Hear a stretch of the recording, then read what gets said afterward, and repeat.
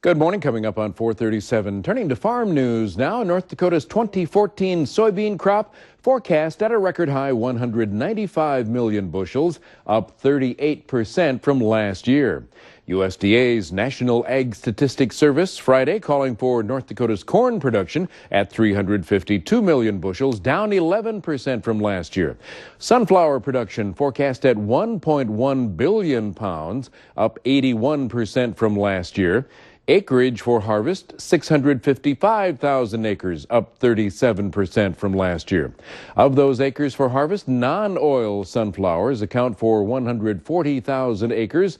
Oil sunflowers account for 515,000 acres. As for Minnesota corn production, 1 1/3 billion bushels, up 2% from last year. Soybean forecast, 305 million bushels, up 10% from last year.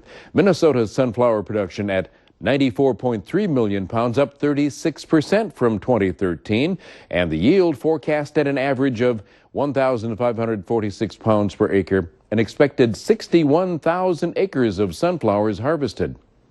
Now, with corn and soybean prices low, production costs, including seed prices, high, some farmers may find their profit margin just doesn't exist, which is why there is already a greater interest in oil seeds for next year. Now, if you're considering sunflowers and you're a first-time grower, the advice is start with oil type versus the confection type flowers.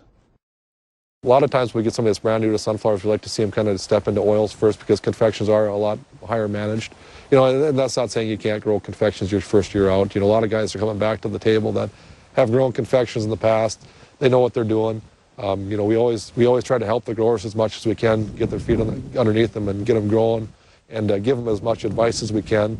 And a lot of guys work with some crop consultants to get going. So it is an option, but we want to make sure that everybody's ready for the challenge of growing confection, because it's a lot more intensively managed, because you have to be in some pretty tight specs to sell into the edible market.